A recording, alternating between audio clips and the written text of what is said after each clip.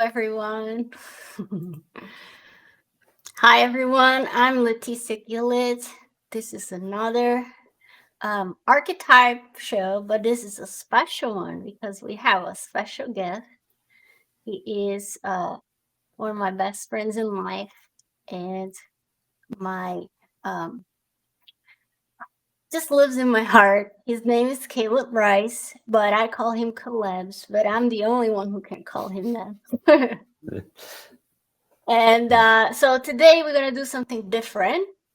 Instead of me modeling, we're gonna have a chat with Kaleb, and Kaleb's gonna do some modeling himself.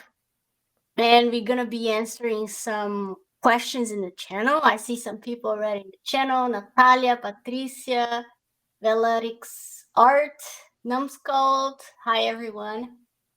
And yeah, so this show is sponsored by Lenovo. Thank you, Lenovo. And there we go. Daria is here as well. Hello. Awesome. So, Kaleb, Yeah. beyond Hey, being Leticia. my best friend, what else are you? Who are No, you?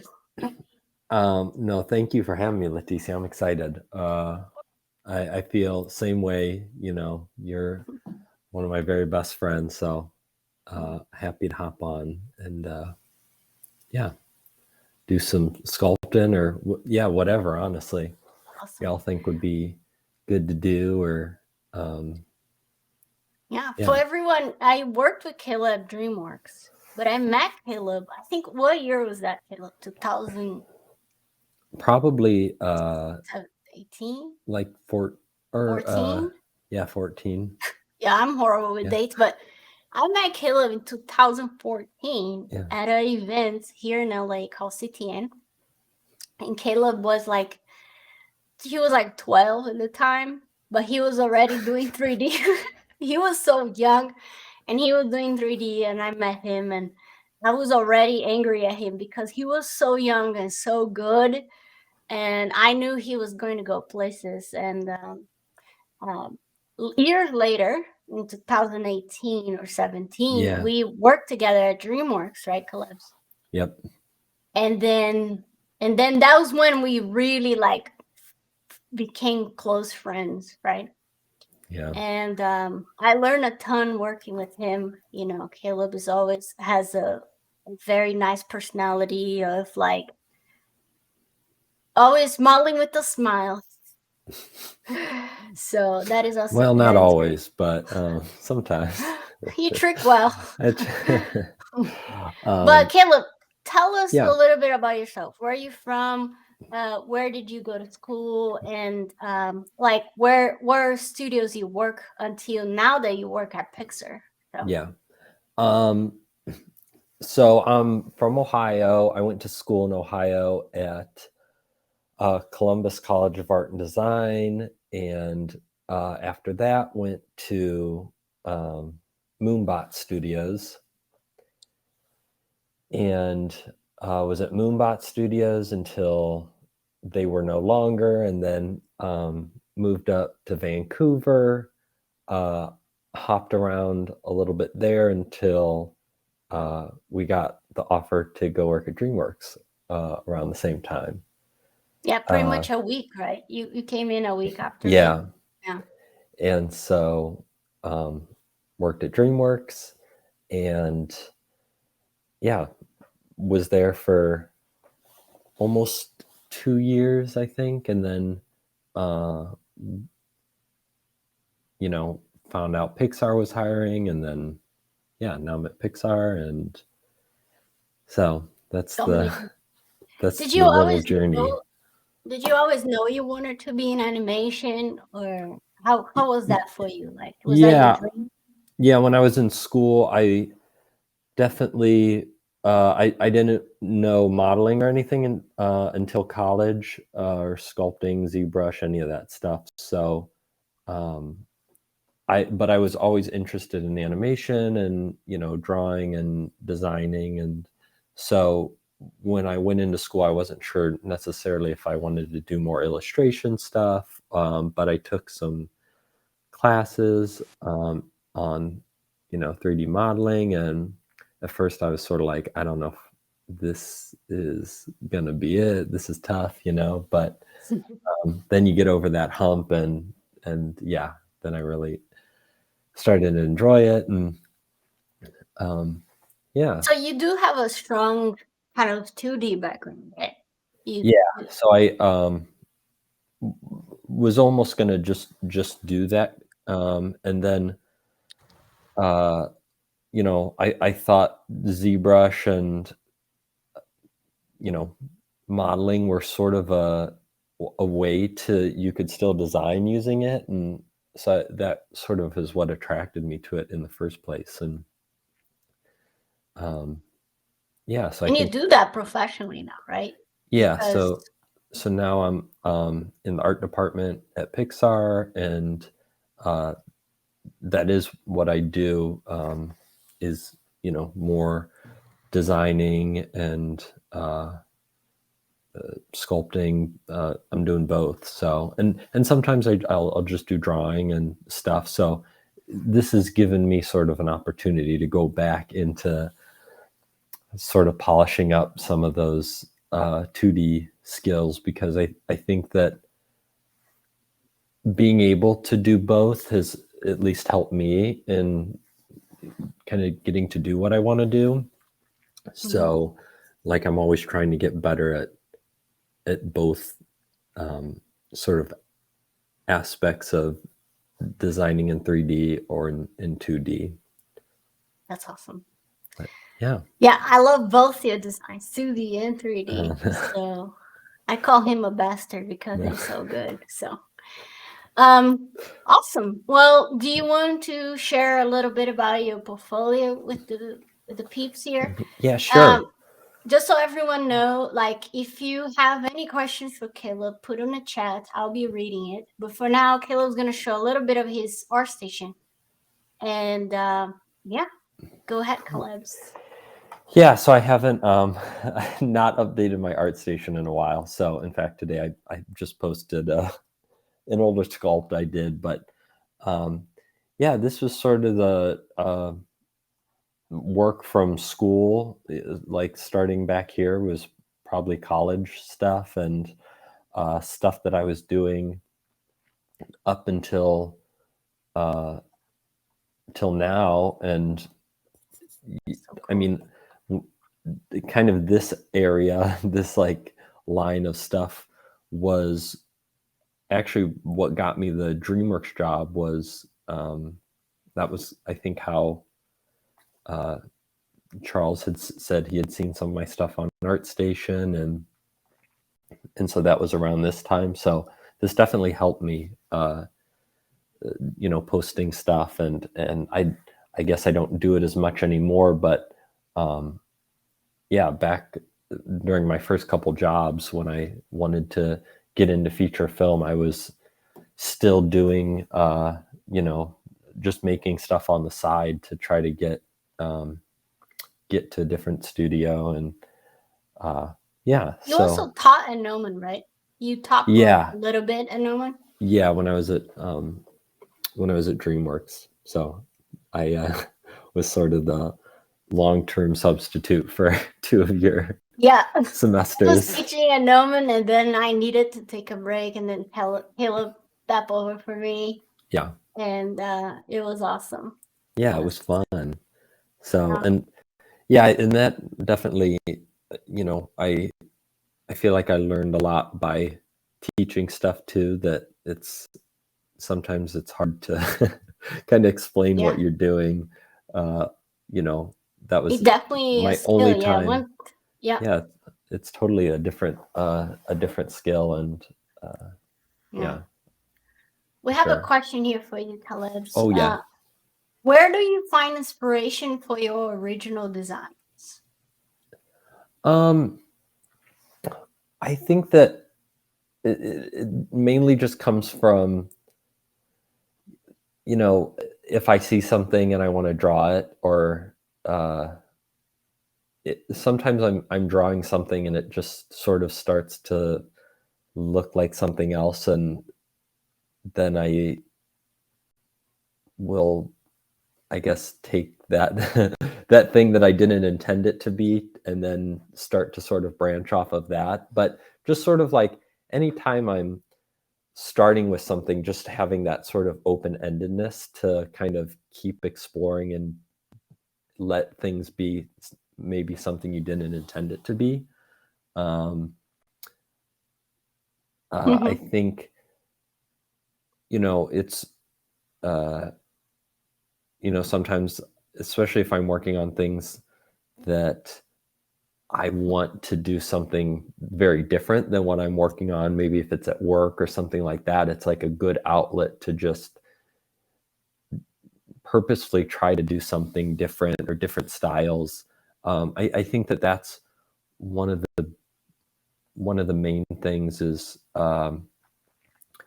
like I try to not attach myself to, trying to say like, this is my style or something like that. So I'm just always sort of looking at other artists and, seeing different people's styles and trying to let that kind of stuff inspire me as well. And, and I think that, that's how, just keeping up to date on, kind of what other people are doing and stuff has always helped me sort of inspire me and to do and try And do you different get things. that And those inspirations you get like from Instagram or ArtStation? Where's the yeah, source of it? yeah. I mean, I follow a lot of artists on Instagram, and I would say that's probably uh, where I look at most of the artists and stuff. But even just from 3D work, I mean, most of this, especially all my early stuff, was other people's designs. And so, and some of these were things that, I found, whether it was on ArtStation or Instagram, and stuff that I wanted to do, like a 3D project. And I feel like I learned a lot about, sort of being able to analyze other people's designs, Yep. just about, different styles. And so I was always trying to sort of switch up, maybe a different artist style, and then, the next project really work on another artist stuff. And I think that's a good way to, at least for me, it was a good way to just find sort of like your interests and what styles you really enjoy, playing with and stuff. And you just learn a lot from other artists. And by, it's like sculpting their stuff is almost like doing a, like a copy of someone's stuff, Yeah. but you're learning, like how they use shapes and things. And it's sort of like different artists and people who eventually And when you inspire the kind study of with stuff you do. when you study with intention, right? Like you said, like you're paying attention to the shapes, you're paying attention to where they're emphasizing things, right? Yeah, It's not just about copying, it goes beyond. It's like you're really trying to, with intention, absorb the design decisions from it. yeah, yeah. Um and I still, I mean, this is another piece where it's a different artist, someone I found on Instagram. They go by Una Hu, and I can't think of what his Instagram handle is, but if you type in their names on Instagram. But anyways, they had done these really cool monkey designs, and I just was like, oh, I want to sculpt that, So even now, it's like sometimes seeing artists who are doing things that are just really fun, and I still have that urge to be like, oh, I want to sculpt that, and try it in 3D. And so, and this was sort of a like a project just to try messing with sort of like a toon shaded thing and line work stuff. But oh gosh, it got really low res there. But Do you yeah, have a so personal project on your station that you really like that you want to talk a little bit about it? Well, this was this I did I just posted it, but I had done, I don't know, like a year or two ago, and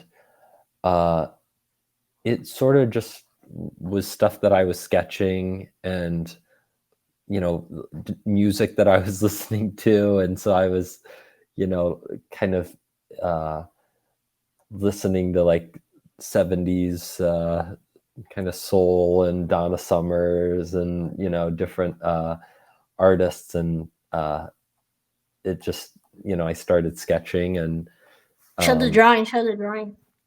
Yeah, and it I That's was like, awesome. okay, I'll sculpt these, and I mean they're definitely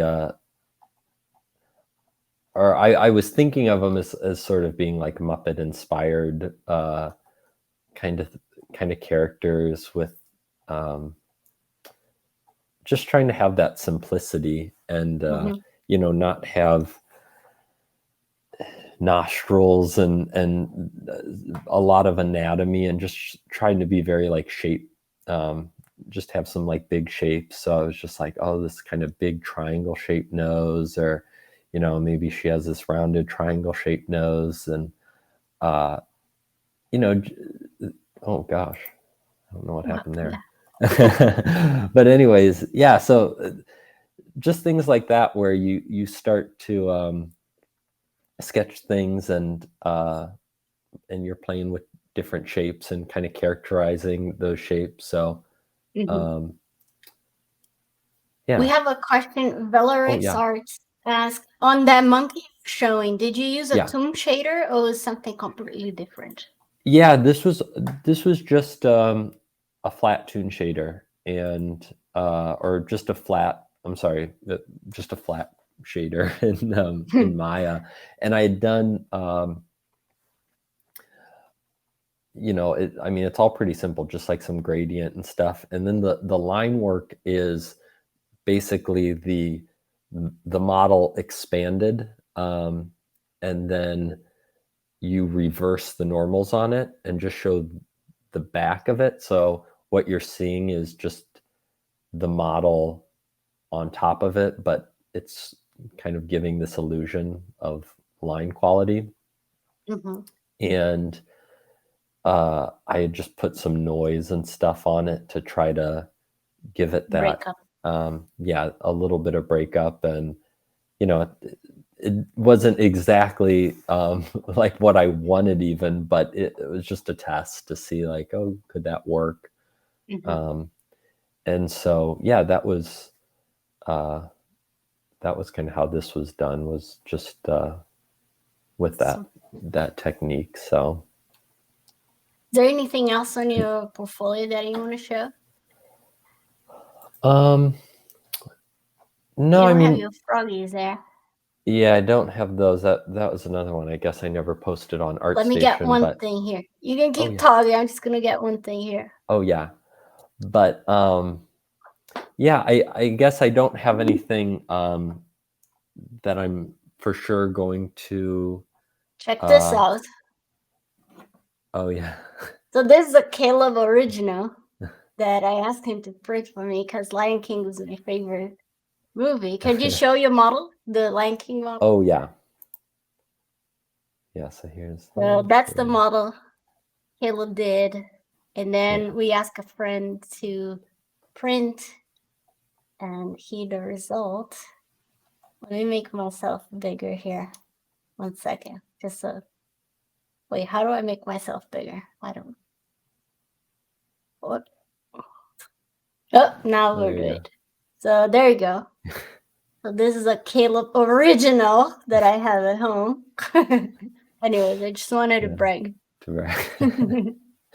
Yeah, so yeah, this was just another where it was like I just wanted to sculpt a Lion King thing, and so I guess it just, a lot of it has to do with just making what you want to make at that time, or and yeah, this is an older piece, probably from 6 years ago, and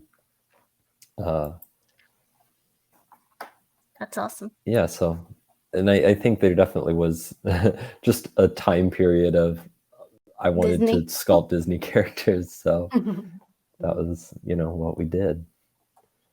But yeah, so Valerix Art asked, as a TD, do you do a lot of rigging too, aside from modeling and VizDev? yeah, so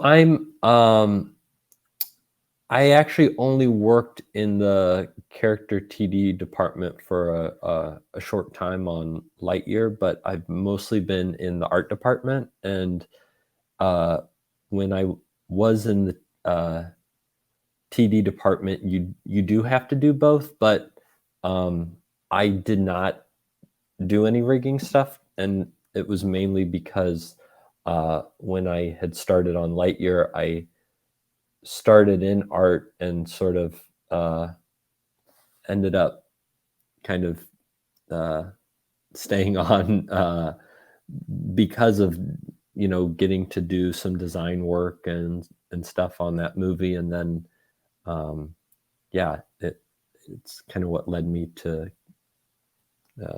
kept, I guess, doing that kind of stuff. And so yeah, so I guess in my case, I didn't You didn't do much. Didn't do rigging. the TD stuff, but yeah, all the other character modelers do both. So yeah. Instead of doing modeling and rig, you do VizDev and modeling, right? I guess. Yeah, Okay. and because you're in the art department. Yeah, and in art, I'm more doing like the sculpts and stuff. Right. And characters is still doing sort of the final model pass and stuff on the characters. So yeah. We have another question. Zhuang. He's one of my students. He Oh. asked, "Hey, Kaleb and Leticia, I was wondering if you could talk a little bit about how was the process of doing the VizDev sculpts for Lightyear." I don't think Kaleb can talk about that stuff, but if you want, Kaleb, you can jump in ZBrush and start doing some VizDev right now. Yeah, that'd be good. Yeah, I think we're gonna talk about. I'm gonna do a talk for Lightyear at another time. Yeah, I think don't know if Kaleb we got can say that. invited. Yeah, Yeah, soon enough, he's gonna be talking about Lightyear, but yeah, we cannot talk much here on the stream. We're more talking about his personal work. But yeah, that's a great question, Joel. We just cannot talk much right now. But yeah, definitely that'll be for another talk, which Yes.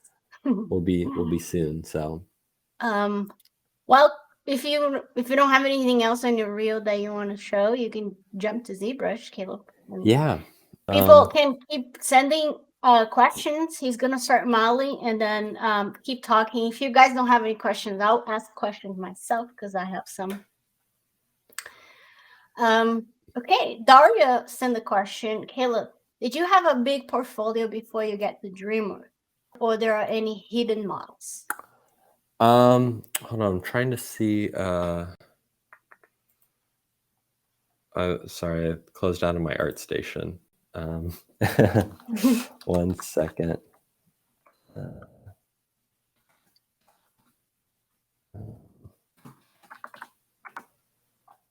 So, sorry, my bad. So, was the question is like, what did I have for my portfolio? Yeah, like what did you DreamWorks? present before? What kind of portfolio you had before DreamWorks? Is it all on your ArtStation? You have anything hidden? Like no, that I you think it was showed? pretty much all stuff. I think probably from, I don't even know if I had done this piece yet. Oh yeah, I think you did DreamWorks. I remember. Or I did that at DreamWorks. Yeah, so Yeah. I think probably from this down was the only stuff that I had at the time. Yeah, I think the Beast was the last character I did before getting hired at DreamWorks. So awesome. Yeah. There's another question here. If you it could be directly to both of you, actually. Where do you get your industry news from it? Do you have a place to get like industry news? No, I guess I don't know. Not really. I don't Yeah, I would know. say like if Like, you want to see like job I guess, postings and things like that, oh, probably like that. LinkedIn, right? Yeah, I guess so. I think a lot of it has to do with,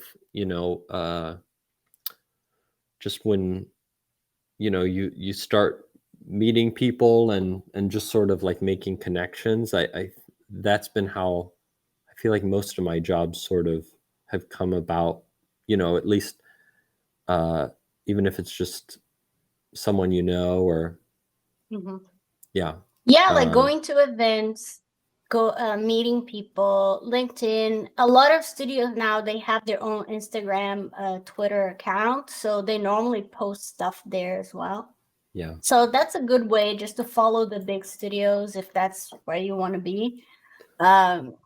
But for me, I feel like it was mainly just LinkedIn for a while was the place where those studios would be posting jobs and Yeah. events and things like that. Leticia, real quick, because I'm trying to decide right now So what to sculpt. But I do had a little froggy. Oh, you well, have I that had lady. this old witch one who I had done a long time ago, but I'm like, I think I could have probably. It's one that I wish I did differently now. So maybe I'll Whatever your do. heart desire, man.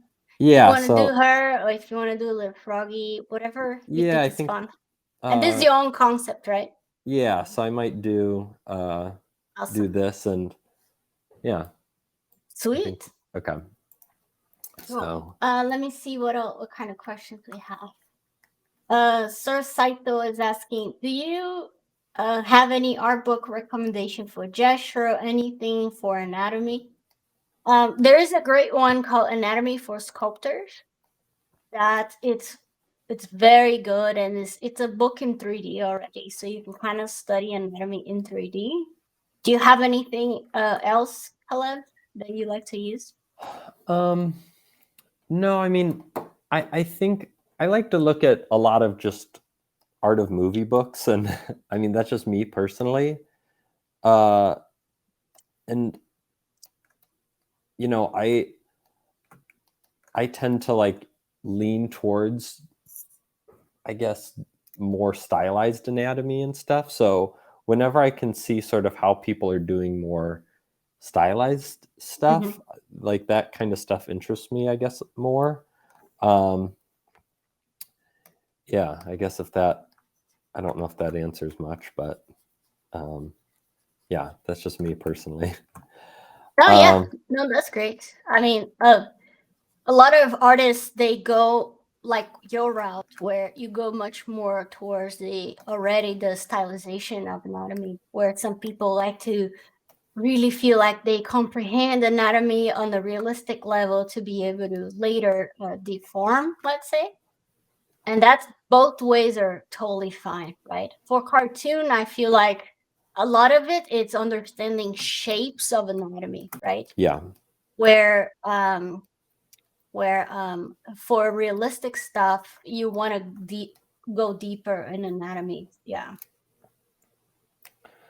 um awesome. Let me see if we have anything going on. Am I skipping any questions? No. Okay, so I have a question. What you're doing yeah, right now, you're doing your block out.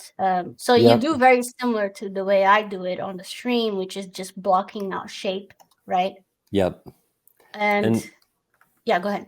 yeah, I mean, right now I'm just I'm like sort of aimlessly uh, throwing around spheres, which is typically how I start. Uh-huh. And you know, I'm not being too precise here, but I definitely just want to make sure that I'm at least getting kind of all the big important shapes in there first. Um,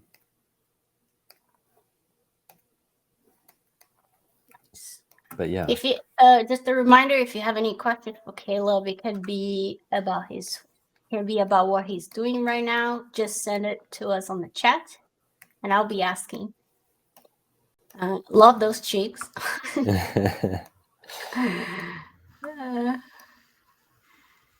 And you're mainly thinking about like primary shapes, like silhouette breaks and things like that. Exactly. Awesome. Yeah, and once I get it here, oh, my bad. Yeah, I just started to like see kind of if I've got, just spinning it around, and if it feels like, okay, it's okay to even go off the actual design here, and just sort of over exaggerate. Like I tend to try to do that at the beginning, is almost like push it a little past the design and see how kind of if she sort of has this big chin, like how far can we kind of go before it's like too much, Right. And yeah, I just find that's kind of a helpful starting place, because it's harder once you sort of have these big shapes in to kind of redefine that. So we have a question here. Oh yeah. Said, I'm 17 and I've been working with 3D for about 2 years now. And I have mostly focused on environments, but should I also learn other stuff like animation, character art, rigging, etc.? I think the more you know, the better. I mean, would you agree, Leticia, that just Yeah. I think Kaleb and I were both very generalist in a way, and I think all of that help you understand design and pipeline and how studios work and how to communicate with other people that are not in your department much better, Totally. So I would say, like, if you start studying rigging and you hate it, don't do it then. Follow your heart. But if your heart is telling you to sort of like try a little bit of everything to see what you like the most, that's totally valid. Like if I was 17 studying 3D, honest opinion, I would be probably like trying a bunch of different things to see what I like the most, what is fun, what is not, So I think this is a great age for you to explore. It's like, try around, Yeah. Yeah, I agree. That would be nice to have known what this was at 17. Yeah. I was like, and he's been doing for 2 years. That means he started at 15. Yeah. Yeah. Yeah, that's great. Have fun, man. Have fun. Follow your heart. Like, play around, because you have time to do so. I mean, anyone would anyways have time, but I would say, like, for you, it's a great age for you to just experiment and explore. We have another question. Do either of you listen to music while working, or do you prefer sculpting without any noise or distraction? What do you feel, Kaleb? I definitely only do music, and usually can't do silence, but I think everybody's different. So, because some people don't like to listen to music when they work. So, yeah. Yeah, I definitely don't listen to anything. Yeah. I don't put any podcast, any music, anything. Like, I feel like when I'm sculpting, I need to be in the zone. But that's just how my brain works. Again, like, everyone's brain is different. So you got to find what works for you. The only thing I would say, be careful when you put like movies or something that requires a lot of your brain power of attention, because that can be tricky, because you might end up tricking yourself feeling like you study, but you actually not giving your full capacity to the task you're doing, So, yeah.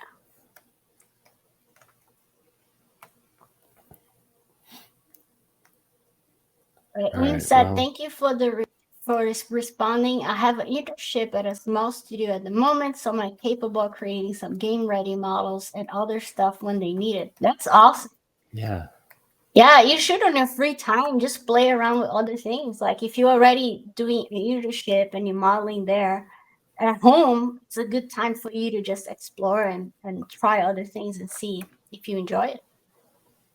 All right, so you did a little Dynamesh there. Is that what Yeah, I happened? did a little Dynamesh, and I mean, I'm kind of going fast here, but I tend to just at this stage try to really get in any points that I almost want to over exaggerate so that when I Z-remesh, it picks that up, you know?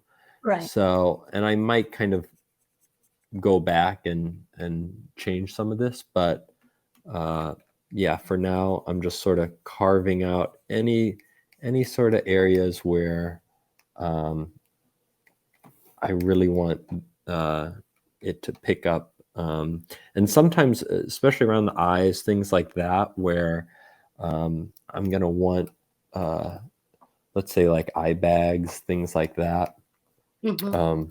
So yeah, this is going to have to come way back, but just kind of over exaggerate it now, and then hope that when I Z-remesh it, You will it hold it. gives me some of that topology. Right. Right. We have a So, question here. oh yeah. What do you think was the most useful way, course of experience to learn to fuse shapes and to design so good for Best World Studios? What do you think it helped you? Like, I mean, you Yeah. talked about like looking at art books, like Yeah. movies and things. Anything else, like any specific class or something that you think it helped you? Well, for sculpting, I mean, and I think Leticia, you probably felt the same, but just having like, you know, looking at people like Kent Melton and Greg Dykstra and other sculptors who I'm gonna type these names here. who had done, you know, this kind of work before, and yeah, I think, I don't know, for me, that those were always like people that I always was looking at their work and kind of seeing what they did. Mm-hmm. I Yeah, don't for know if you sure. feel the same, Leticia, but A love for sculpting. Yeah, I think the four I always call the four pillars for me were still are Kent Melton, Greg Dykstra, Michael DeFeo, and Andrea Blasic. I think just looking at their sculpts, and wow, it's so helpful. And yeah, they did a ton of stuff for Disney, Pixar, Leica. Let me put Andrea's name here. Andrea Sish.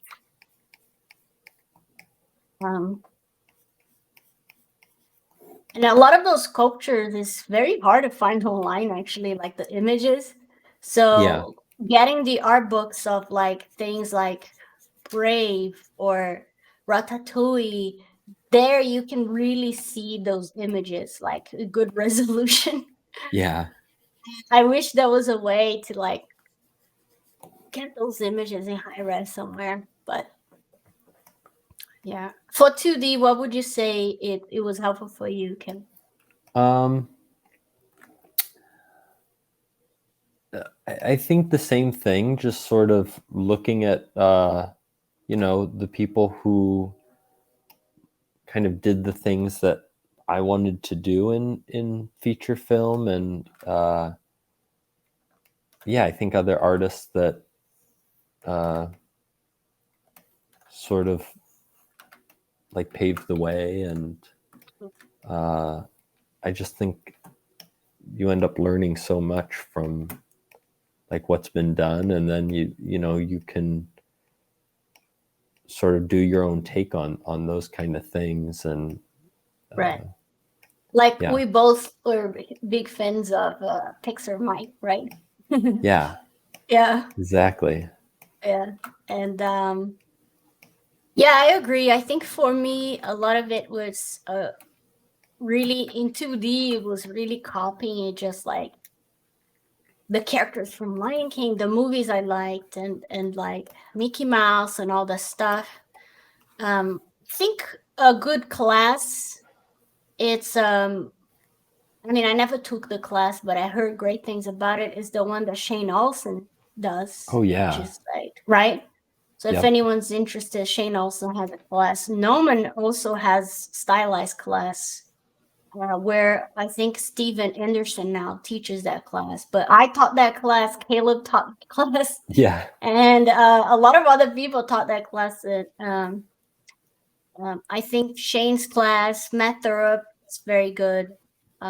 Yeah, Okay, now I'm ZBrushing, so we zero can meshing, nice. yeah, we can ask good question time. Oh, okay. Yeah, We'll see how this turned out.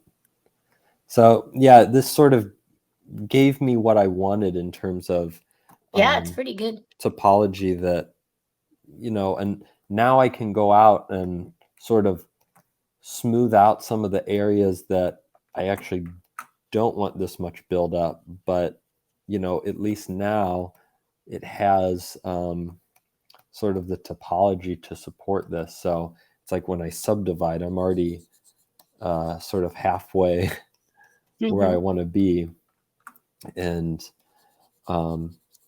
just trying to keep staying, planar and stuff where I can, and yeah, I think You work pretty this is clean, also, right? You always like you sculpt and you smooth, you sculpt and you smooth. Like you yeah, don't keep things very dirty for too long. totally. So yeah, and kind of going back to the low res, and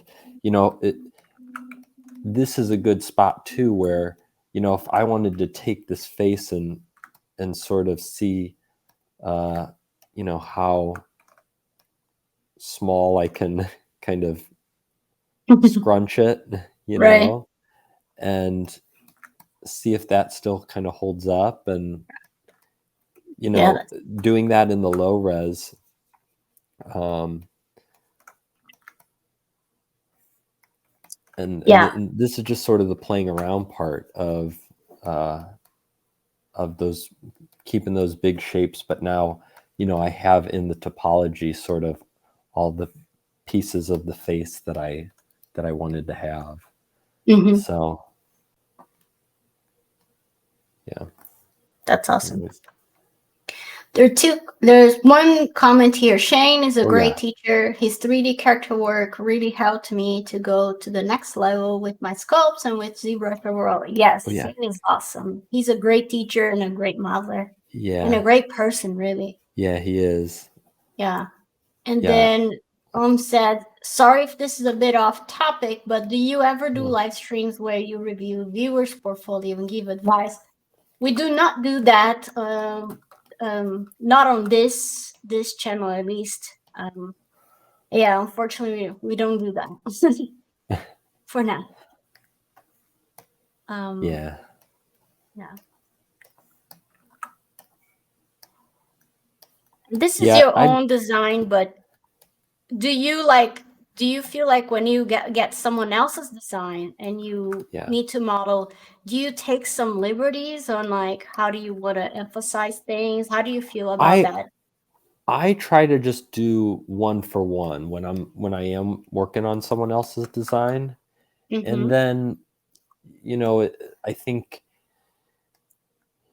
you can always go off that design and stuff once you've sort of reached the point where it's one for one, but that's just my sort of mentality on I guess working on that kind of stuff. Is it always helps me to try to just hit the design as close as possible, and yeah, That's the know best if way to that learn, right? Like what you mentioned yeah before.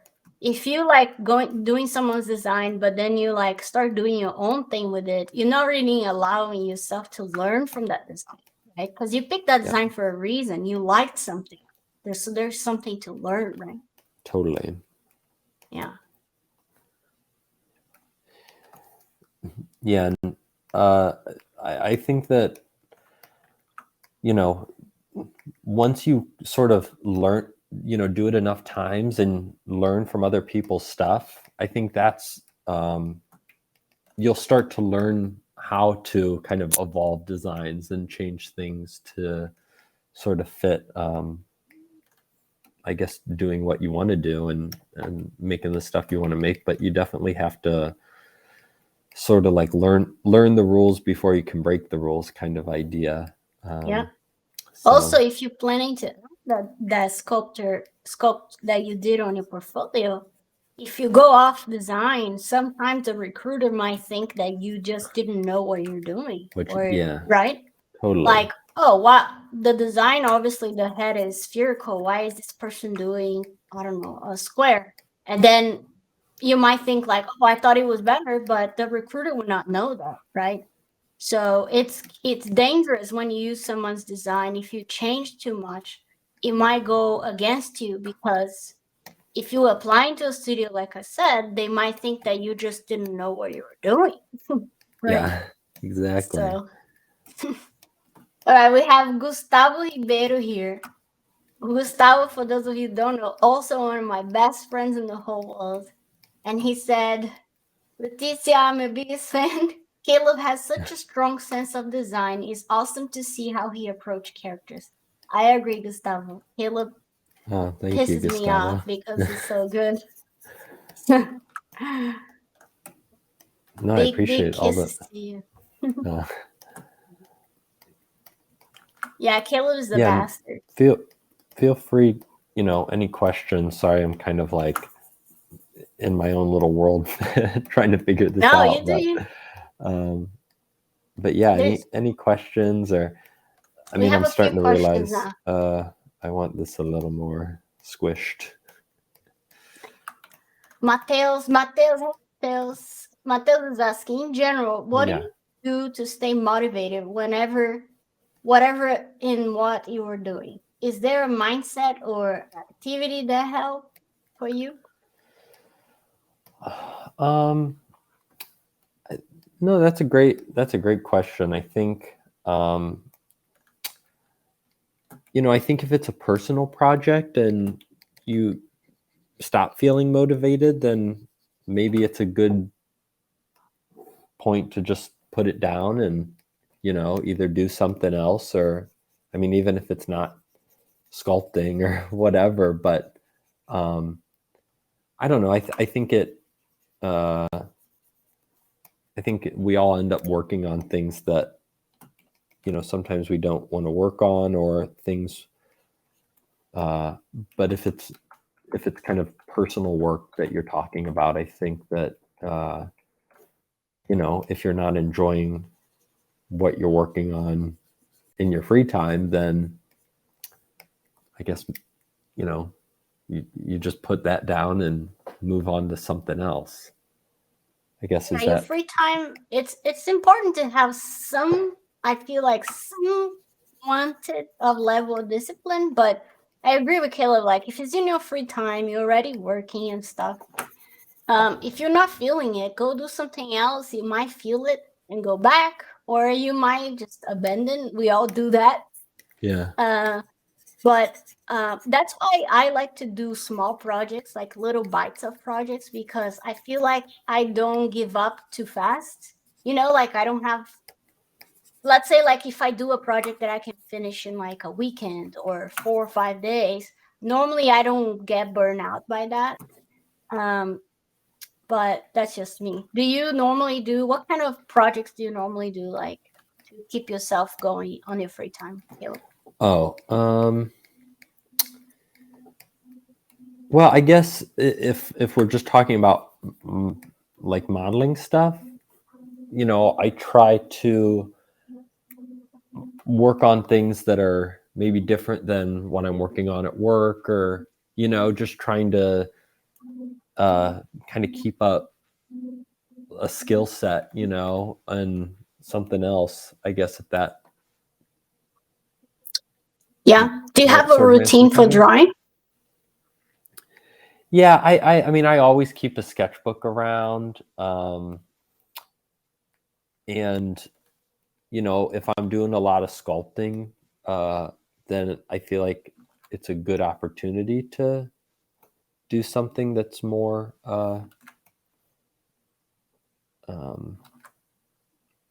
you know, drawing, design, that kind of stuff. So, and I realized here I don't have enough kind of to make this nasolabial fold work. So I might do a little Z remeshing here, but yeah, this is sometimes you get to a point where You got to do it again. you gotta do Zero it mesh again. again. Yeah. Yeah. So Yeah. We got another question. When it comes yeah. to changing the design, how about pushing the pose? Is that also not encouraged? Like if you get a design. Oh no, I think you should always try to push the pose. Yeah, me too. Yeah, I think you should always try to push the pose. The pose is fine because like the design is there. Now what Yeah. you're doing is you plussing with a little more life if the pose is too boring. I agree with that, yeah. All right. Do you have any advice on dealing with stress and mental health in general at the workplace? By the way, sorry for the weird username. You can just call me Maya. Okay, Maya. Do you have any advice for dealing with stress and mental health in general at the workplace? At the workplace. I think, you know, I think everybody gets stressed out, and, you know, it's easy to especially get stressed out at work, but, you know, it's important to sort of have perspective too, that it's, you know, not, you know, if you're someone that's working in 3D and doing this kind of stuff, you know, we have it pretty good. Yeah, I mean, you're not doing and heart surgery, you're doing cartoons, right? exactly. So you So got to keep that in mind. How? yeah, just kind of the perspective of you know what you're doing, and I don't know. I think that's always helped me in times when you know I get stressed or something. I think that it's important to sort of realize that it's not the end of the world if You delay you know, 1-2 days on something. yeah, Um, yeah. I think that's, I don't know if that sort of answers it, but yeah. For me, it's the same. Like I try to always keep in perspective what I'm doing.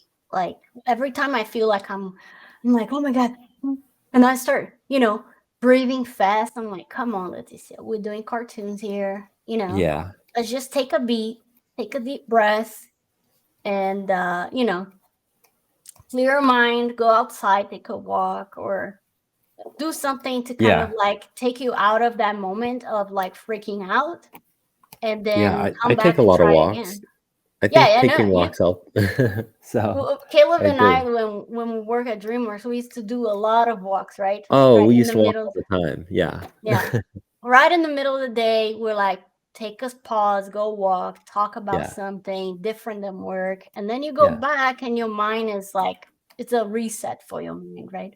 Yep. Yeah. Okay, I'm Z remeshing again. So as you can see, I wasn't Yeah. And you satisfied with those that. sharp angles to force zero mesh, right? To kind of follow. Yeah. Yeah, that's Yep. a good technique. Yeah. Yeah, and it's still not exactly what I wanted, but I think Felipe is here.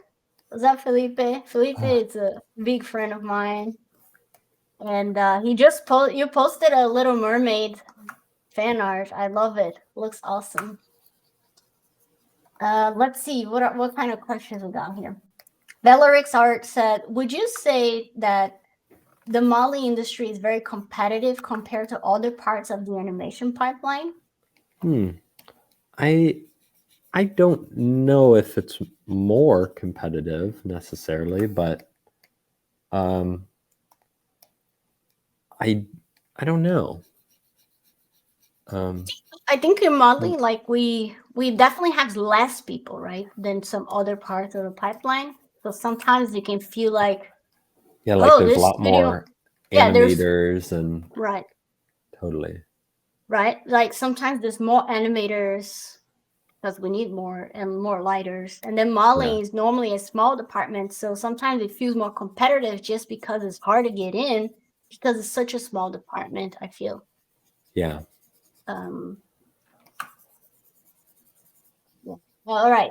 Scottish Potatoes has said, Okay. have you worked on realistic characters for film or games before? Oh, have we? I'm sorry, was that Have the you? question? Have you worked on Realistic? realistic characters for films or games or even on your Uh, free time? no. I would say no. Yeah, me Yeah, neither. not really. I'm not, yeah. I think our hearts are in the same place, Caleb, where we Yeah. just think cartoons and we think in shapes. So I don't think Yeah. it's much interesting to me to do much realistic Yeah, stuff. and I'm always super impressed by, people who do realistic stuff, and Hmm. it's really impressive work to me, but I don't ever do it personally, and I just um that just has never been like an interest for me. Hmm. uh but Yeah, I'm always impressed too, but it's my always brain like, just, yeah. yeah, I don't know, I think it's like, again, kind of going back to that, you make the kind of work you want to make, and uh yeah. Oh, I forgot to hold on. Let me read another question. Yeah. Goldie I don't know if I'm saying that right. Said, hey guys, I'm stuck trying to replicate a 3D reference, not because of shape sculpt, but because of softer features. Any suggestion in this situation? Thank you and love the stream. um Go ahead, Kim. okay, I guess I'm confused at the question, my bad. Yeah, I'm a bit Can you confused repeat too. it? Are you saying that you're restricted by the software features of your software? Could you explain and elaborate a little better? Yeah. All right. Daria also said, returning to someone else's question, why don't you do a review of subscriber models? Even for payment, is it not fun or stressful? I have done it. I'm curious. I would be so helpful. It would be so helpful for students. Oh, Daria, for the Gnomon channel itself, the purpose, it's not so much that. I don't know if they have any future ideas of doing that, but like for our channel, at least on the Archetype, a lot of it is just sculpting and chatting. But I don't know if Gnomon has any goals to do so. I don't have any goals to do on my free time just because I have very little free time. What yeah, about you, Caleb? Do you have yeah. any?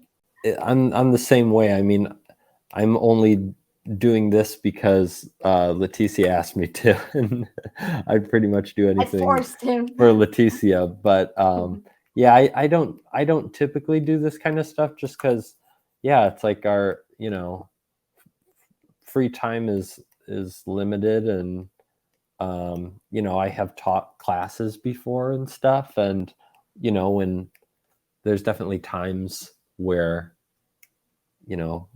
that's a possibility, and then there's times where that's Oh harder to yeah. do. So Yeah, sometimes we yeah. get invited for like events here in LA where they ask us to review people's portfolios. I Yeah. used to do that for Gnomon at the event called CTN.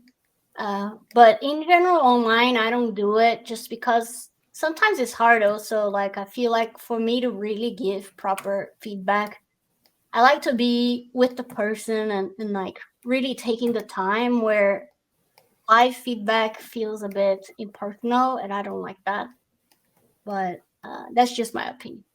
But that's the end.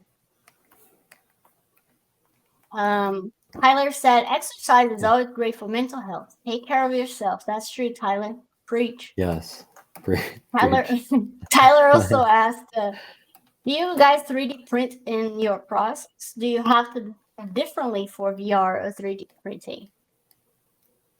um I I don't know, Leticia, do you um barely 3D print anything that I ever done. But I know there is a process. Like there is a Yeah. stuff that needs to be done for it. But I just don't do it enough to be able to talk with, Yeah, I've 3D printed a few things, but usually it's, I mean, it has been, for the most part, me giving my thing to someone else to do the actual printing. So It's looking yeah, great, I by the way, also, Kim. thank you. I'm I'm not sure about it, but we'll see what happens. Yeah, and honestly, just to kind of speed up the process, I might let's see. I might try to just start posing it and working in pose. Nice. Yeah. Okay. Let me see if there's any other questions here. Goldie Aim said, "Yep, like to make a beard for a head. I find it challenging knowing how to."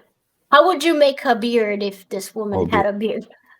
Well, I'm gonna make some hair in a second here, but I'm just sort of I'm trying to get Blocking. the body. Uh-huh. Yeah, this is probably a good. So I guess I haven't really looked at my reference here, probably enough.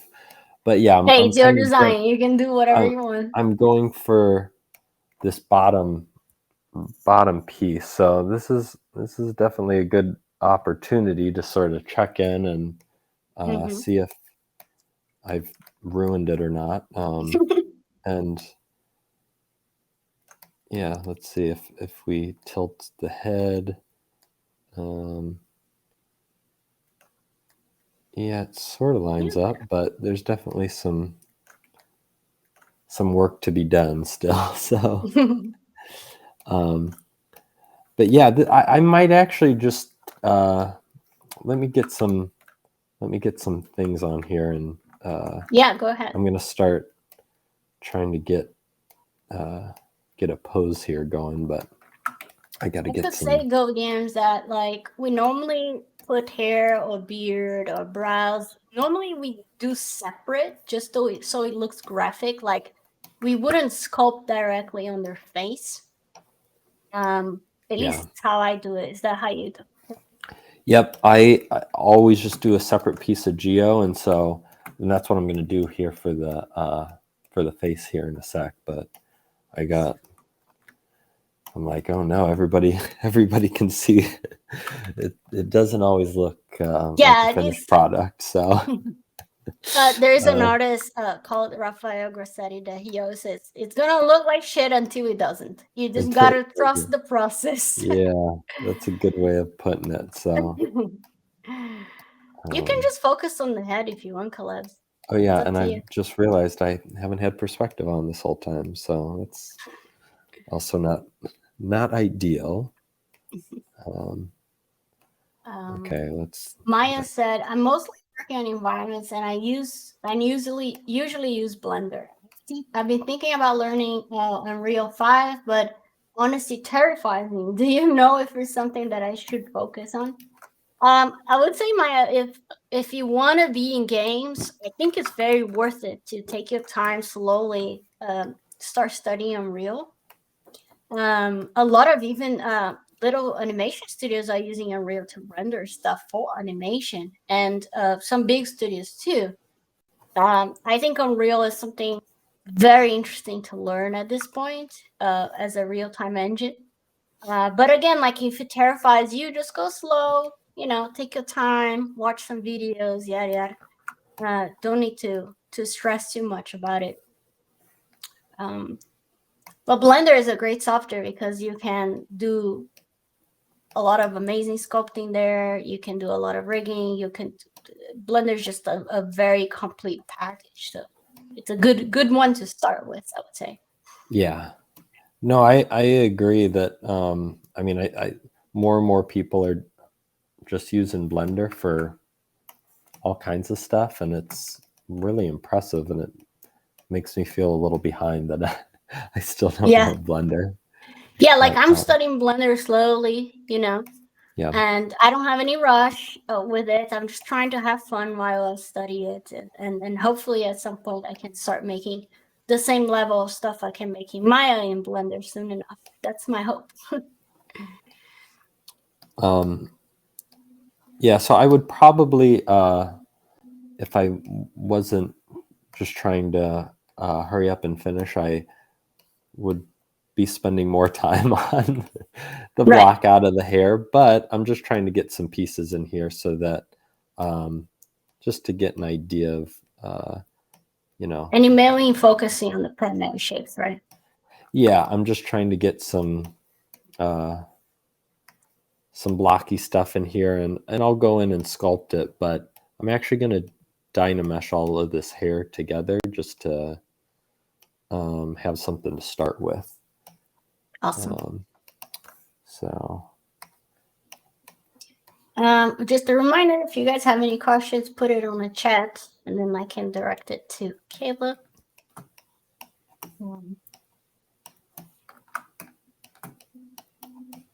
yeah, I know I have not. I don't think I've looked at the chat. So No, don't worry. That's why I'm here. Thank you, Leticia.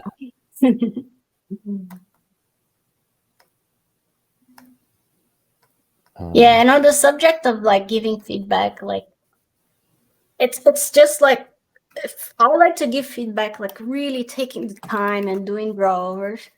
So, and I think Kaleb is the same. Like I don't like to give those like 5-minute feedback things. I don't think they're super helpful. You got to talk with the person and understand what level the person is to be able to speak their language, So that's why I don't like doing as much if I'm not with the person, or if I didn't like schedule a specific time to just talk about those things with that person. Yeah, I couldn't agree more that I think that unless I'm going to give like really helpful notes and spend the time to really kind of dive in and give feedback, it's like not as worth it. So, and it just takes time to be able to have the time to do all that. So it can be a lot. Yeah.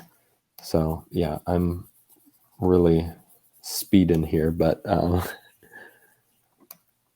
just kind of Dynamesh these blobs and kind of giving her some Directionality. Yeah, but it's very rough. So trying to get some feeling in there, right? There's something, yeah. And yeah, I'll probably look back at this and be embarrassed that this Don't be embarrassed to people, but okay. Is there anything on the pipeline that you find it the most challenging? Like I know some people find hair challenging or clothes challenging. Is that something that you feel like, yeah, I need to take some more time on that? Yeah, I mean, right now I feel like this hair's challenging, but it's because, yeah, you just, you have to take time to get things to look good. So if anything, this is just a good example that, I feel like hair also, it's almost like the same amount of time that you take on the face, you got to take on the hair to look good. Yeah, exactly. Right? Yeah. Yeah, so I now have something at least to work with here. So, I'll keep this for the sake of having just a blobby thing in there, but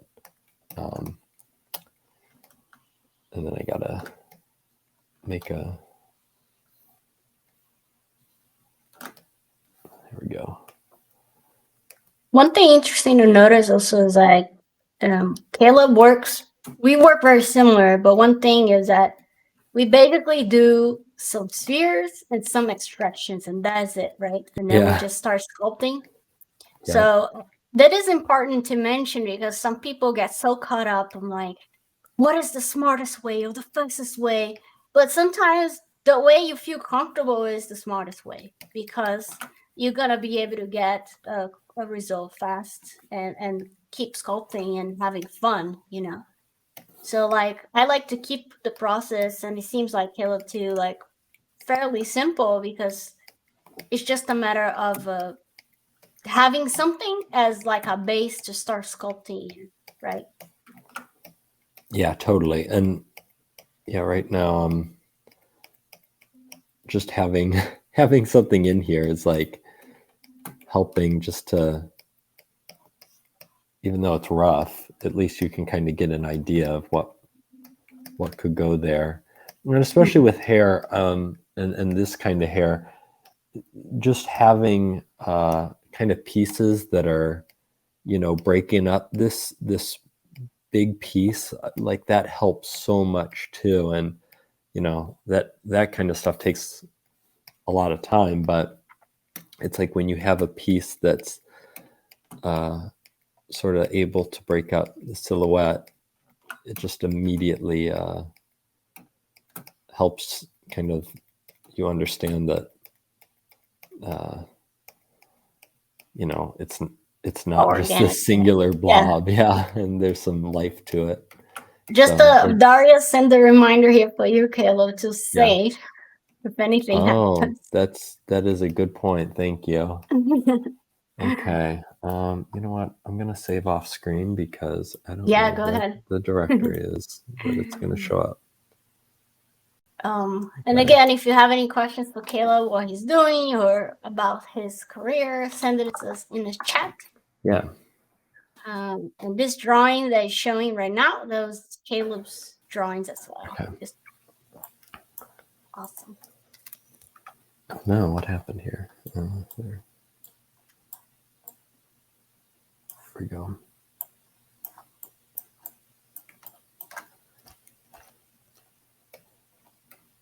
All right, we have a question. Do character artists even start with the scan of a real life person and refine from there for stylized or realistic? I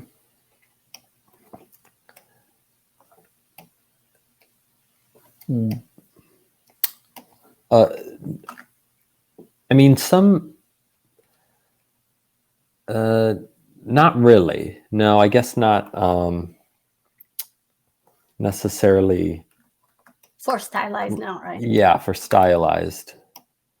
Yeah, I don't think Yeah, I maybe ever got this task of like, oh, take this scan of this person and make it stylized. Yeah, I was trying to think if I knew of anything like that, but no. They might do it like in some of those toys that they make from shows and stuff.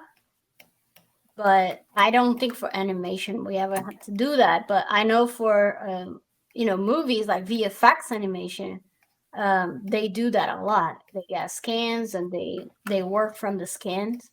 But for stylized, no, I don't think that ever seen anyone have to do that. No. All right, we have another question. How was your search for reference? I did a witch fortune teller once, and I love to find the rest. Did you, for this drawing, did you look for how is your reference way of doing things? Oh yeah. Oh gosh. Well, this was from a long time ago. So, I mean, I definitely, you know, probably had references like even things that have been done before, like Madame Mim and things like that. You know, that's always kind of like looking at what's been done before can help and from a starting point. But yeah, I think that those were probably. Do you use Pinterest to collect reference? How do you collect reference? Oh, I've never.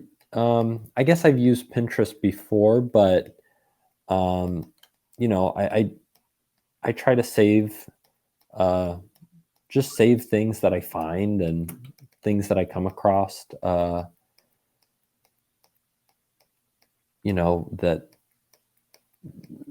artists that I like, different things like that. I have all kinds of just images of reference saved. So and having just sculpt reference saved too, and we talked about that a little bit ago, but that always helps just to sort of see how people have sort of sculpted, stylized things before, and just different kind of looks just in 3D and stuff can also be inspiring, even to whether it's the design or I don't know if that that's helps good. at all, but yeah. Maya asked, do you have any advice on where to find inspiration? I often have a hard time finding something I truly feel inspired by. We talk a little bit about this, right? Where a lot of it, I feel like art books. I like to scroll around ArtStation here and there, just to see what people are up to. What do you do? Like watching TV shows, cartoons, and stuff? Exactly. Yeah, I think all of that. It's you don't have to just be inspired by stuff that's exactly like what you want to make or something like that. I think just like trying to see like what's your interests and what kind of things do you gravitate towards, like looking at whether it's music or whether it's I mean, it could be anything, dancing or I mean, I know artists who were dancers and their art is inspired by dance and things like that, so very gestural, and so it's like that sort of inspiration can come from all kinds of places. So I agree. Like even like for us, if you want to tell stories with your work, a lot of it is like reading some nice stories or like connecting with stories that you watch and movies and things like that. So Pete sculpt stuff.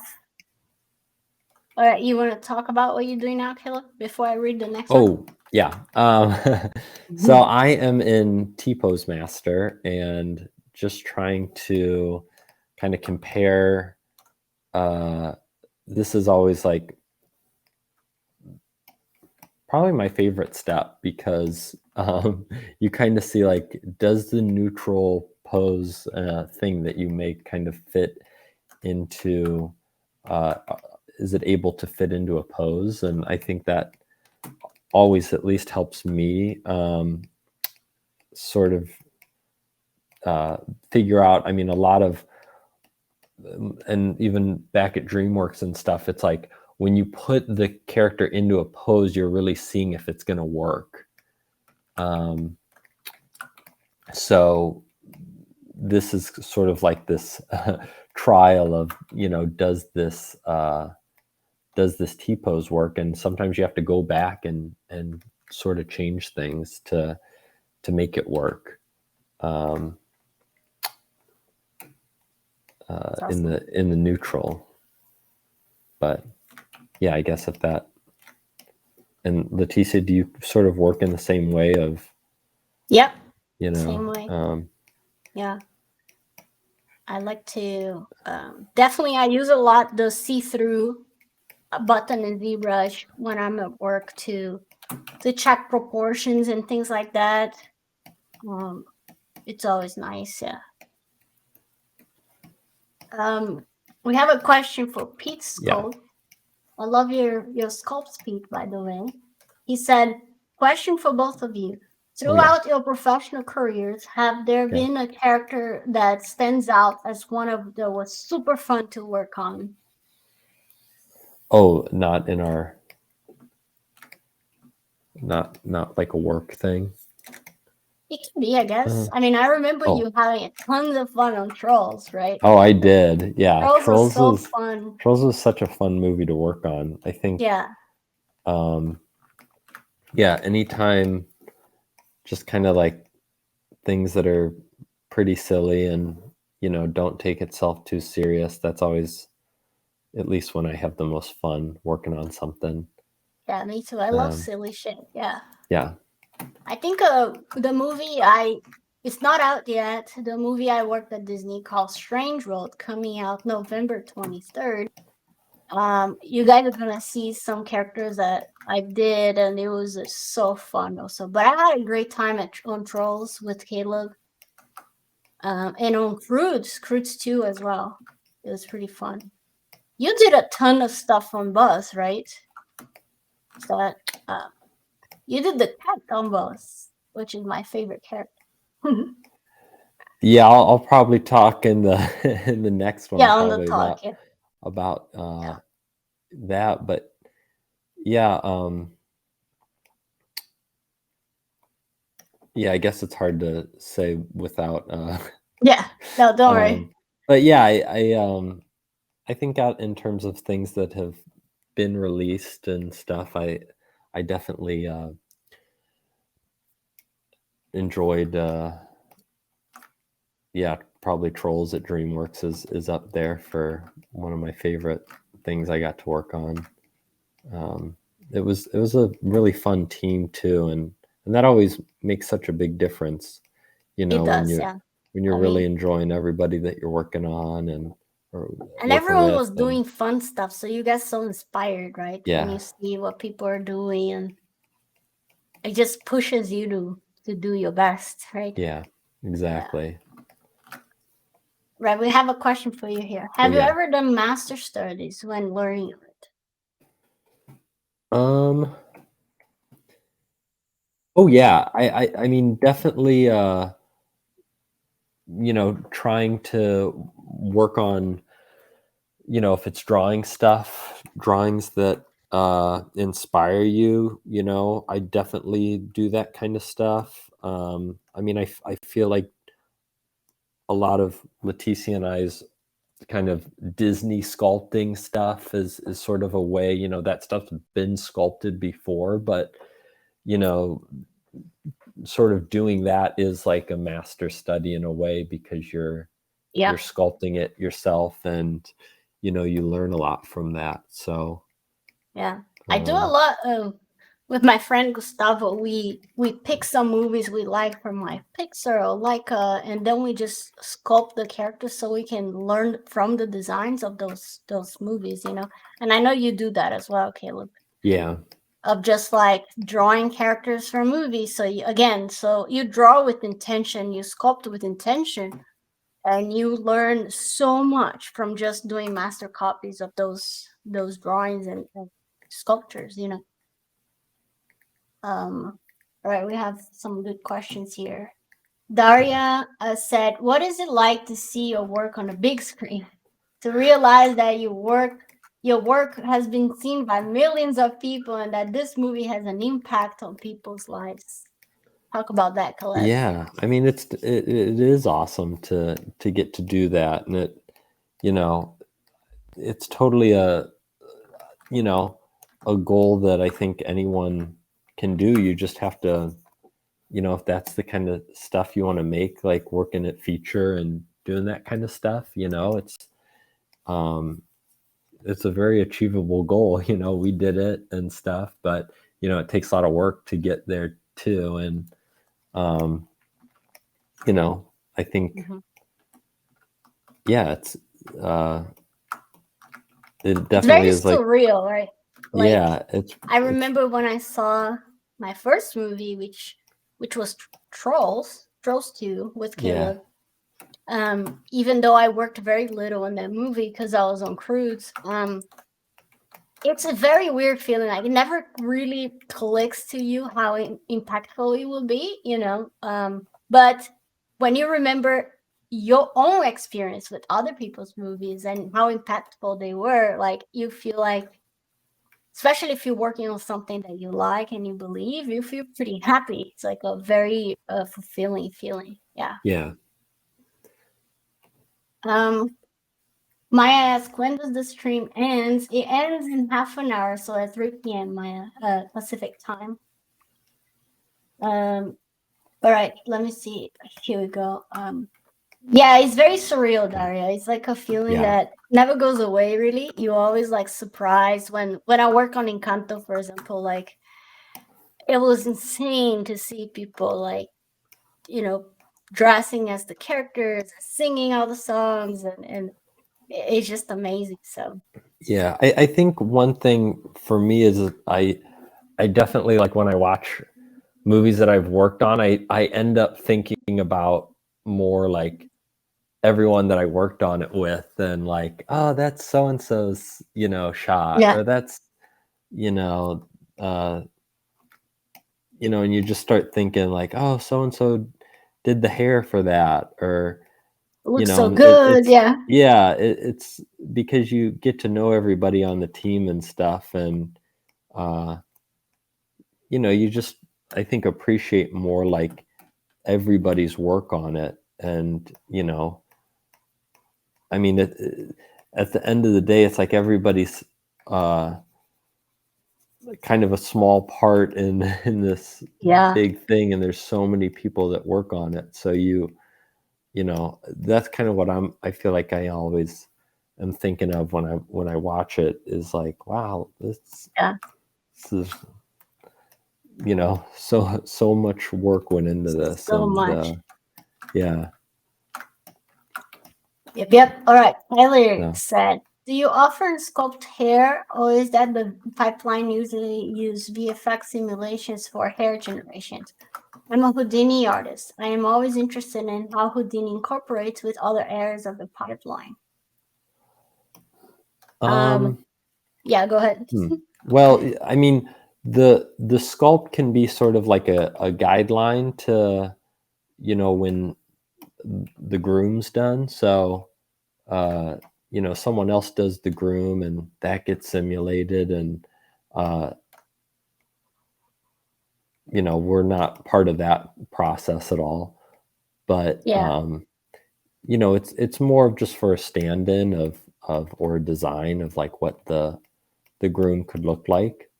So yeah, I don't know if that. Yeah, it's the same. Like generally we just sculpt some volume, like as a guideline for someone in look and groom to take over. That will be, yeah, my experience in places I've also. Yep. So you really going for that pose there. I am. And it's Uh, interesting. One thing to notice about what Caleb is doing is that he is not being, um, let's call it like, he is pushing the model to where it needs to be. And that's important because some people get too precious about the pieces that they end up not pushing the pose as far as they should because they're afraid of breaking things. But you gotta break when you pose, you gotta break things and you gotta clean up after. Do you agree with that, yeah, Kaleb? totally. Yeah, I Yeah. think you know, sort of realizing that like the T-pose is not going to be perfect to kind of create your pose. And I ended up sliding these eyes around, which isn't ideal because now they're not actually spheres. So obviously I would work a little cleaner if I Yeah, you was can clean doing this. later. Yeah. Hmm. Yeah, and I'm just working fast to for the sake of Getting trying to something. get something done for Yeah. this. But yeah, I mean, also I uh, am not being too concerned about sort of breaking things, and this arm's pretty broken, but it's like we can fix that, and we can Yeah. kind of put it in the spot it's supposed to go, and um, Yeah. But yeah, when you do that, so when you're not precious, you end up adding more gesture, right? You add more yeah, life because you're not concerned of like, oh, I'm gonna have to not break this piece or whatever. You're just concerned of really finding the gesture and then cleaning it up later, right? yeah, and yeah, right now I'm like, this is all I mean, the hands are pretty much nothing, but it's just to get something in there, and we'll go back and change things. And it's like, okay, the shoulder probably is a little too broken, but yeah, you just start to twirl it around and see what's working and what's not. And okay, we'll do the magic. There you go. Looks awesome. So yeah, so she's pretty janky, but the most Someone time we said spent the here. gesture looks real good. Well, thank you. It yeah, definitely want to spend more time on where to clean up things and sort of adding. Oh, symmetry was on. And so this was still just a sphere, so I would probably Z-remesh this stuff and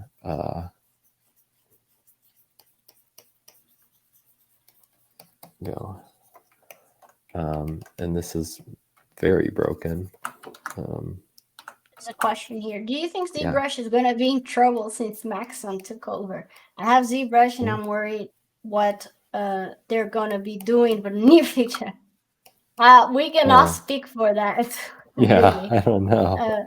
Yeah, that's just like something to ask the ZBrush people, because we don't work there. I don't know what's going to happen. Yeah, I have no idea. I don't know. Yeah.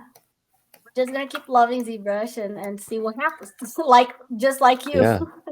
Yeah. I mean, I use ZBrush for all the time, and even if I am doing 2D design work, I have this tool, and it's like I can go in and sort of rough something out and see, is this working? And in the same way that we sort of played around with this pose, and it's like, is this pose working? So ZBrush is amazing, and I feel like Maxon, they're a smart company for even buying it. So I don't think they. Hopefully, we can only wait. We don't know, but I don't think they would do anything. Well, who am I? I don't know. Tyler said, cool, great advice. Love the stream. I appreciate you both for taking the time for this today. Oh, thank you, Tyler. Oh, thank you. That's very sweet. Yeah, that's sweet. Numbscope said, ZBrush is fine. The previous development team is still on it. All right. See, some people got more info than me and Kale. Yeah. Awesome. Yeah, I'll always be a fan. So. Yeah, me too. I think they're just fantastic, and they really listen. And then sometimes they don't listen because they think what they did is better, and most of the time it's true. What they did is better.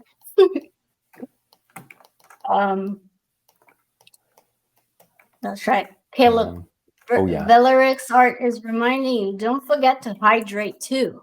Oh, you have some more. That's actually a very good point. Hydrate and water. Yeah, I'll get it here at the end. It'll be like my victory finish. You only drink water when you're finished. Yeah. Damn. No, Caleb. You're right though. I definitely should be drinking more water. So if you need to go get some water, it's fine. Oh no, we it's can okay. keep talking here. I do appreciate that though. So thanks for looking out. Yeah. Cinema 4D is Bolex. Just be honest. ZBrush had a massive fan base, but a lot of people are now going over to Blender. Software is just a software. It's just a tool. If you feel more comfortable in ZBrush or Blender or whatever, it's just whatever makes you feel comfortable, Yeah. The important part is to find something that you feel like you can express yourself with that tool, right? And I know a lot of young people that are coming over, like learning straight from Blender, and they do everything there. And that's where they feel more expressive. And for our generation, Caleb and I, a lot of it is in ZBrush, really. Yeah. Yeah, that's very well said, Leticia. I think it doesn't actually matter what you're using, and it's what you feel comfortable with, and if you're just making geometry, you can. There's no Do it rules on. anywhere, really. Yeah. Yeah, there's no rules on So, how to make it or whatever, as long see as a you lot have. of people using software in the iPad doing amazing stuff, Yeah. and they're using like a software in the iPad that is much more constrained, let's say, than ZBrush or Blender.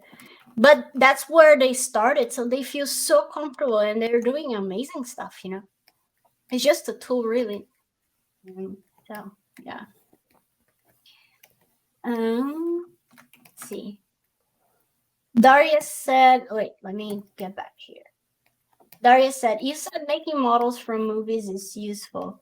I've tried to make Rapunzel, but it is impossible to find reference without emotions and in a still pose. And for newbies, it's hard to sculpt not in default pose. What do you think about that? I have my thoughts, but I'll let you say first. Oh Go yeah. Well, I think that's good. It's good to learn, if you get a piece of concept art, it's you're going to have to, if you're a modeler, put it into neutral pose at some point. So whether you start with a neutral, you pose it, and then you kind of take it out of a neutral pose and sort of go up and either clean up your old one or start cleaning up, the model that you're sort of unposing back into to a T pose. That's part of the job, So, so I think it's a good challenge to do, and Yeah, I would say, Daria, a lot of our job is that, like, we don't get neutral faces at all. We get posed drawings. So it is part of the industry. Like, you're not going to get Rapunzel in neutral to model. You're going to get different poses of her, and then you got to find the model. So it's a great, great exercise to work from poses. Do not look models that have not models, concepts that are in T-Pose or anything, because that's not the reality in the industry at all. It's very, very rare I never worked in any studio that I got neutral or T-Pose at all. And a lot of the times you're gonna sculpt in pose first to get approval of the design, and then you're gonna have to make a neutral pose for it. Is that your experience as well, Caleb? yes, yeah, I think Yeah. that's spot on. Is Yeah, you're not gonna see default sculpts in play because it's just not how we do it. We normally do it in pose first, and then we neutralize the pose.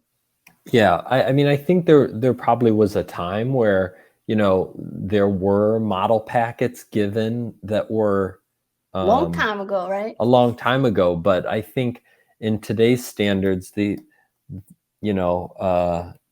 just not how it is anymore. They kind of have, modelers are treated more like artists, and they have to sort of Figure it out. be able to figure that kind of stuff out. So and have the eye to kind of figure that kind of stuff out. So yeah, at least in animation, like when I was working games, we would get normally like a posed version as well, working games. At least my only experience was on Overwatch. And we only get posed from like 3/4 front, 3/4 back. That was about it. And they're always in pose. But I know there are some game studios that they do a lot, kind of like old style, more like a model sheet with like different angles of the character in neutral. But I would say like most studios that I worked, all of them really, I did not get that stuff. So yeah. But there might be studios that still do that way. Yeah.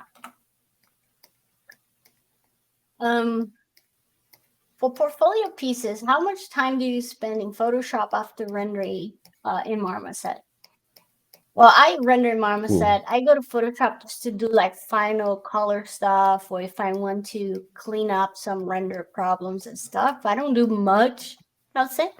How about you, Caleb? How do you Yeah, do? I definitely used to do a lot of post sort of ZBrush stuff, but I think, or sorry, Photoshop stuff, but I think, you know, the closer you can get with lighting and all that, just being uh, in whatever you're rendering your model in, I think it always is a little cleaner in terms of showing off your model. I don't know, would you agree with Yeah. that, Leticia? And Yeah, especially if you want to put in models in your portfolio, like yeah, you're just showing off models, like ideally you just really focus on getting a very good light and rendering that and call it done, really.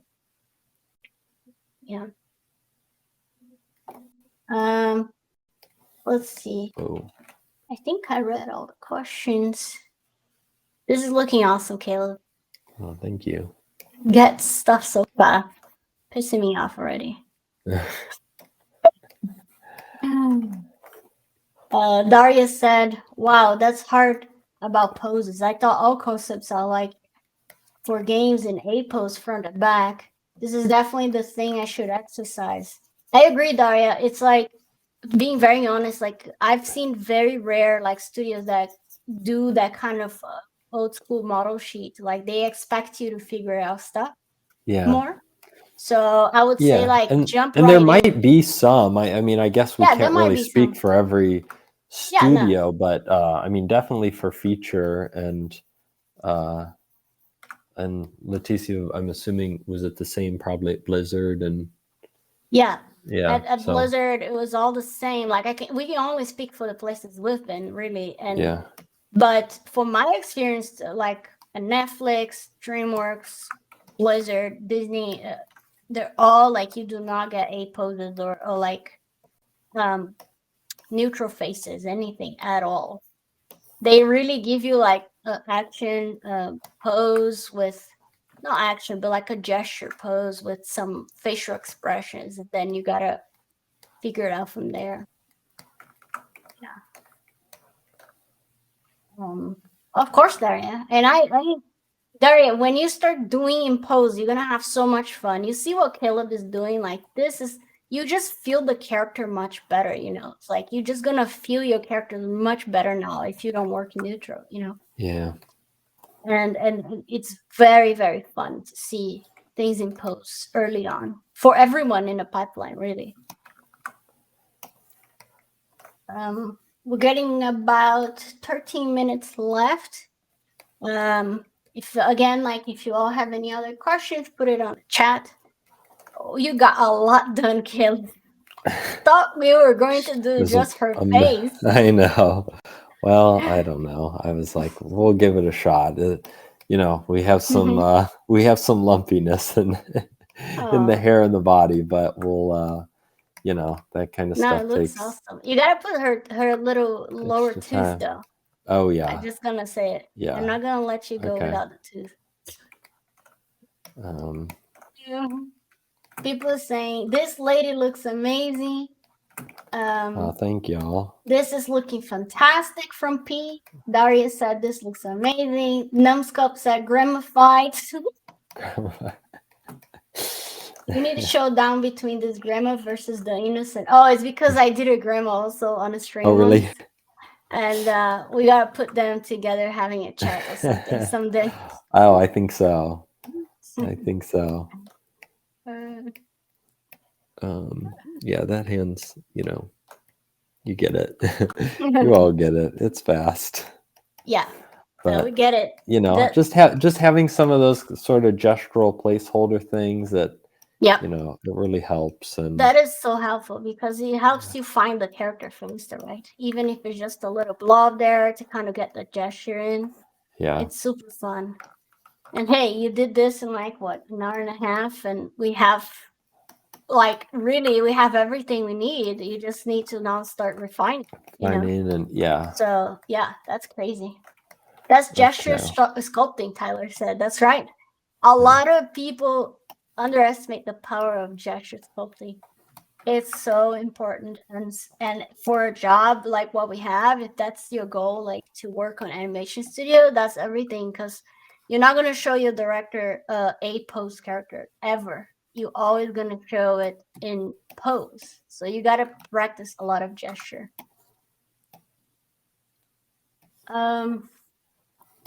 Numbscope said, pretty damn impressive to get this far into the pose. Yeah, Caleb is a bastard, I'm telling you. No, I appreciate it, but definitely have a lot to Now that lot she's to do complete. still, but Oh, I love yeah, that too. there you go. There's the Valeric page. said, what is your guys' opinion on using other people's ZBrush brushes? If they put for you for free to download, or if you buy it, there's no problem in using it if it helps you, right? If y'all can see down here, I have the MAH cut. I use that a lot, and that's one from online. That's like, yeah, one of the first.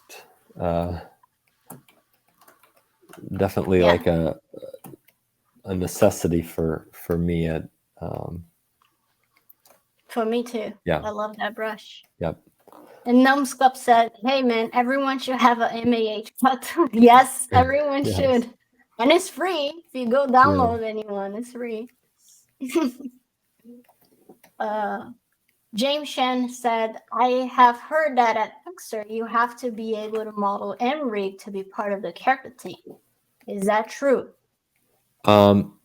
Yes, that is true. And yeah, I think we kind of talked earlier. I'm in the art department, so that's sort of my only difference from working in characters. And there's a lot of people in characters who do who come in and do sculpting, and they're in the art department too, and sort of do rotations.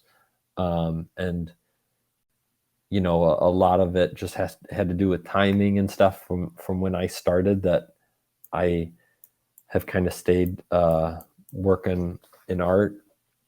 So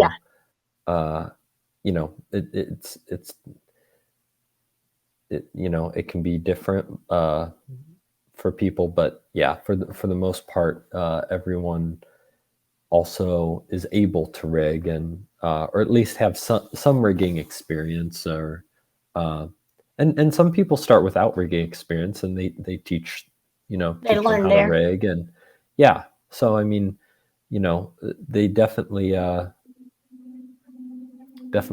try to have people who are more rig focused, people who are more modeling focused. So yeah, and so it's a nice sort of, everybody's different in that department, which is good, and everybody sort of has different backgrounds and different strengths. And yeah, I think that they work with them. the department, and yeah, to have that knowledge. And that's awesome. So we have one more question. What additional responsibilities do you have as a character modeling supervisor? Oh, I guess that's for me. Oh, that's a you. Well, normally as a supervisor, what happens is that I have to go to a lot of meetings that defines decisions for the show. I have to give a lot of feedback with my artists on my team. Got to do drawovers and guide, sort of like a helper, an assistant for the artist to kind of stay on track with the style of the show and what the vision for the art director and production designer. And I also model a lot as a supervisor, but it depends on kind of modeler you are. Some people, when they're supervising, they don't like to model at all. They just like to focus on supervising. I like to do both, so I do both. But you got to prioritize, obviously, your artists, their models, and giving feedback on that. Yeah, that's about it. We're getting close to the end here. Yep. We have about 7 minutes. Okay. Wow, we got a lot, Caleb. Call it quits here. There we go. Any final questions? If you guys have, put it on the chat. Yeah, I but appreciate it looks so cool. everyone that stuck around. Yeah. So This was thank great, y'all. Caleb. Thank you for sculpting us. Yeah, You didn't and have. I told Caleb, you don't need to do anything. We just need to chat. And Caleb said, "No, I want to sculpt for them." So thank you, yeah, you no a lot. problem. That was No super problem. fun. And do you want to start sharing? This is yeah. our grandma. Yeah, do I have control over the? I can do it. Let Okay. me stop. Cool. Here we go again. So impressive, Caleb. Oh no, thank People y'all. are saying, Thank you, let me thank you. read. Great stream. Thank you guys for your time. Thank you for getting Caleb on here. His sculpting is amazing. I know. That's why I Thank got him y'all. here. It was really great stream and the model looks awesome. Thank you. So impressive. Felipe said, so nice to see Caleb's process and hear you guys chat. Thank you. Thank you, Felipe, for being here. Thanks everyone for being here. Valerix Art said, what's the grandma's name? Do you have a name for her? Oh, I don't know. It's too on the spot. That looks a lot like me when I get old. So her name could be Leticia. Okay, let's do that. We'll do that. I'm almost there. I already walked that way. So. Awesome. Well, okay. Caleb, do you have any final words or anything that you would like to say for the new for the youngs of heart here? No, I appreciate y'all asking questions and having me on it. And yeah, this was a fun little session. Hopefully, y'all got some takeaways and stuff. But a lot. And Caleb, thanks for joining us. I know thank you, Leticia. You like to enjoy your free time doing your things, but I forced you basically. But no, I'm joking. Caleb's always like, if it is for you, I'll do it. So. Yeah, that's pretty much about the only way. Yeah. So. And Caleb's one of my favorite artists of all times, and a true same to you, because when I was in college, it was like your demo reel, Pedro Conti's, and then when I was in school at CTN, it was the first time I met you. You met me and Pedro at the same time. And I was like, whoa, I'm like looking at all your guys' stuff for reference. So yeah. Caleb, you're telling them how old I am. Small world. So let me see. No. Thank you guys for all the insight and exceptional sculpting from Caleb. Good night. Thank you so much. I've learned so much watching you today. Thank you. Super helpful. Thank you. Thank you. Yeah, you guys are awesome. And thank you for coming. Thank you all. And join us. Caleb, thank you so much again. And thank you, Leticia. We talk later. Yeah, sounds good. And I hope to see you soon here in LA. Alrighty. I think so. Alrighty. Well, everyone, for next Sunday, we might have another special guest. Not as special as Caleb, obviously. But no. We're going to have another special guest. Maybe. I'm still working on it. If not, we're going to do some chatting and sculpting as usual. And yeah, that's it. Caleb, thanks again.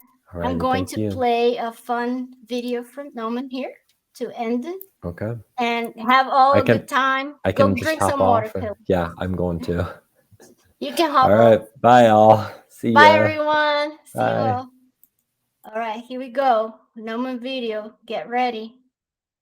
Boogle, boogle, boogle. That's the song.